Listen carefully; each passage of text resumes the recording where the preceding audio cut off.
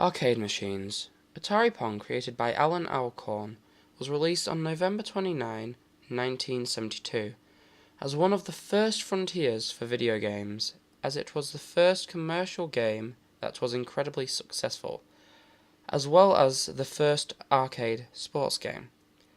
Pong was a coin-operated arcade system that was controlled with a paddle, what is a wheel-style controller that you would rotate to make the in-game paddle move vertically across the screen to hit the ball. Now, if we move 5 years into the future to 1978, where we reach the golden age of arcade games, with the release of Space Invaders, created by Tomohiro Nishikado and manufactured by Taito. Space Invaders was controlled with a joystick and buttons that you would use to move the in-game laser cannon horizontally across the screen and to shoot the aliens. Tomohiro Nishikado had to create his own hardware and development tools for the game, as microcomputers at the time were not strong enough to perform the tasks. So he used a microprocessor from America to make the arcade board, as well as an Intel 8080 central processing unit. Raster graphics on a CRT monitor and sound cards that was made by a combination of analog circuitry and a Texas Instruments SN76477 sound chip. Now, if we move into the future to 1991, we reach the release of Street Fighter II, published by Capcom. Street Fighter II was controlled with a joystick and a 6-button configuration, what allowed you to move your character around the screen and fight the other character. Street Fighter II was also the 14th Capcom game to run on the CP System arcade hardware.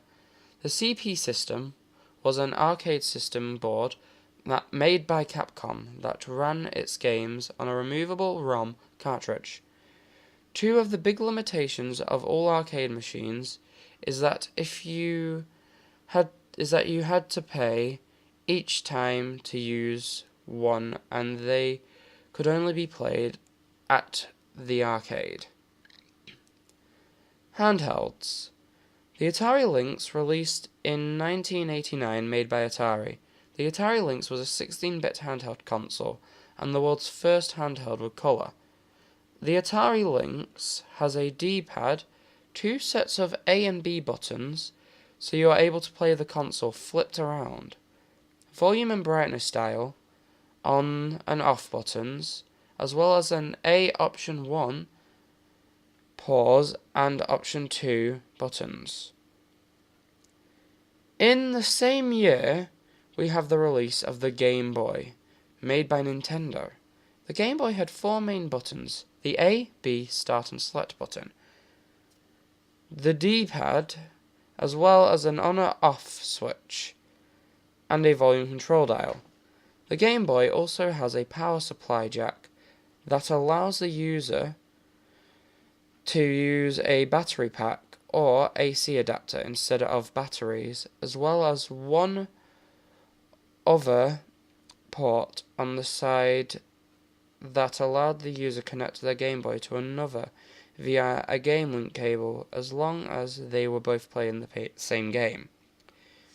If we move further into the future to 2011, we reach the 3DS, made by Nintendo, what is the first handheld console that has 3D built in without the requirement of 3D glasses. The 3DS main processor is an ARM11 MP core based dual-core processor. One of these cores are used for games, while the other is used for the operating system. The graphics processor of the 3DS is a semi-custom PICA 200 processor.